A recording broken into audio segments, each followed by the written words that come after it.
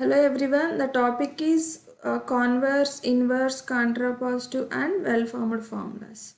So in this video I am going to explain what is converse, what is inverse, what is contrapositive and what is meant by well-formed formulas. So first let's see what are converse, inverse and contrapositive. So these are the definitions of converse, inverse and contrapositive. For example, if P condition Q is a statement, so we already seen what is this P condition Q. We call this as if P then Q. If it is the statement, then converse of this statement is Q condition P. Instead of P condition Q, we write Q condition P. We call that as converse. And what is inverse is just the negation of this conditional statement P condition Q. So inverse of P condition Q is not P condition not Q.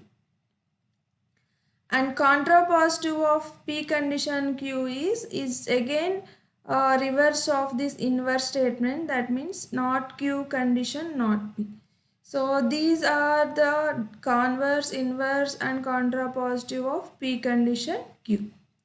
So first let's see what are the truth tables of converse, inverse and contrapositive. So first truth table of converse. Converse means Q condition P is. So let's, as this Q condition P contains two variables, take all possibilities of P and Q truth values. So four possibilities are there for two variables. So Q condition P becomes true, true, false, true. So we have already seen the truth table of conditional statement. So when the conditional statement false is if first variable is true and second variable false, then it is false. Otherwise in all the remaining condition it is true. So like here also, as it is Q condition P, if Q true and P false, then it is false. Otherwise in remaining cases it is true. Next, the truth table of inverse of P condition Q is, inverse of P condition Q is not P condition not Q. So take P, Q variables.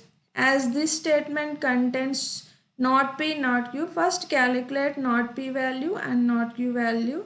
And not P is the negation of P. Means when P true, then negation of P becomes false. When P false, then the negation of P becomes true. So opposite of P is not P, same like opposite of Q is not Q.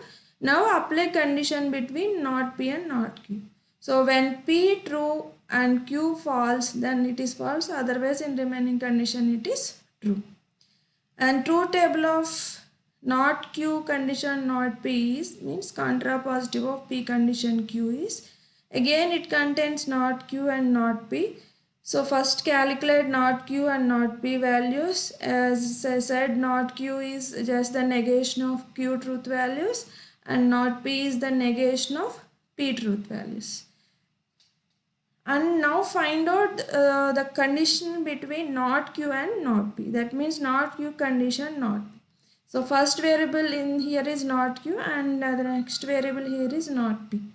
So when it falls, when not Q true and not P false, then it is false. Means in second row it is false, otherwise in all the remaining condition it is true. These are the truth tables of converse, inverse and contrapositive. Let's see some examples in English statements how to write converse, inverse and contrapositive.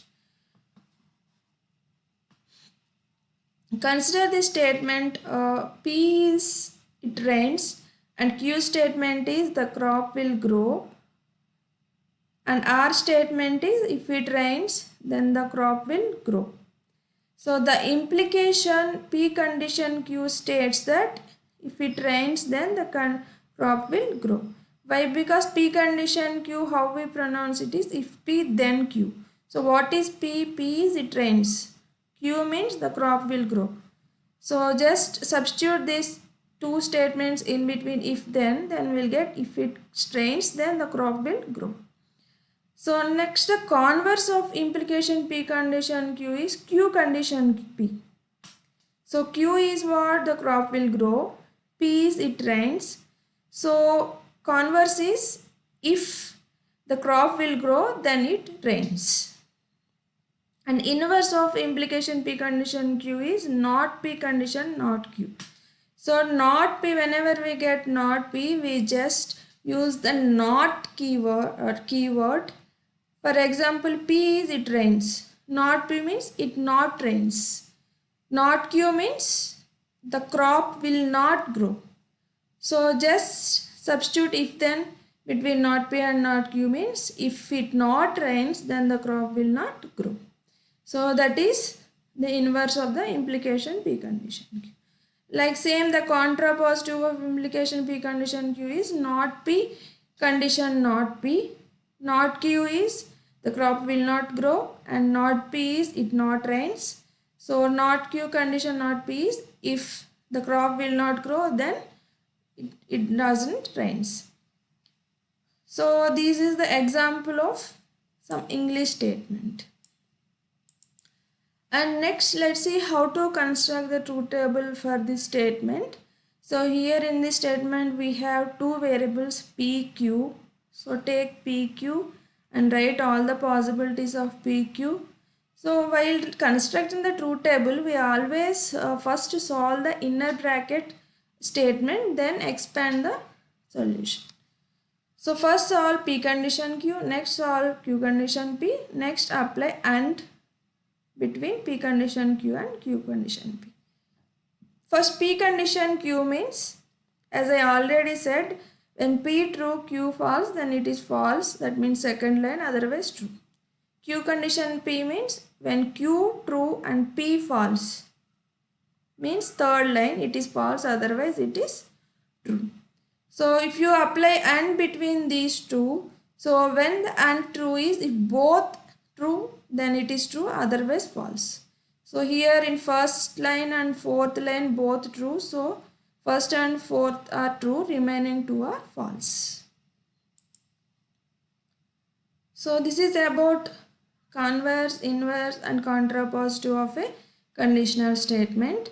And the next topic is well-formed formulas. Well-formed formulas are a very well-balanced formulas. So when we call a formula or statement or compound statement is well-formed is if it follows these three rules.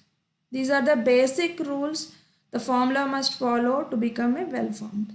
So first rule is if a statement variable standing alone is a well-formed formula.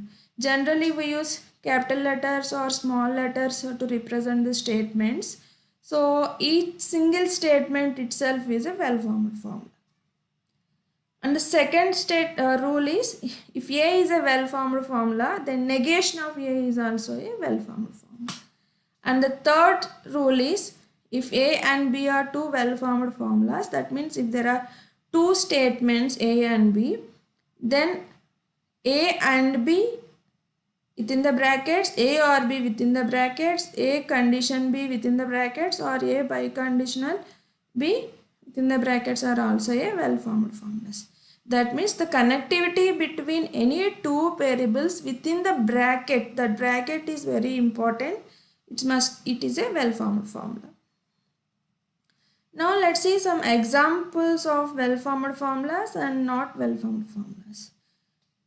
For example, if you take this statement, so these two are well-formed formulas because there is no confusion to execute or to find out the statements. Why? Because in first one, clearly this P condition key is in the brackets and R condition S is within the bracket, and again these two inner statements are connected by and overall enclosed by last statement. Again coming to the second statement, here also not Q, not S within the statements, and these two are connected by I and enclosed by the outer brackets.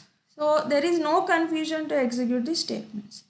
If you see this below these two statements, there is a confusion or to execute the statements. Why? Because if you see the first statement, so what this statement is P condition Q and R.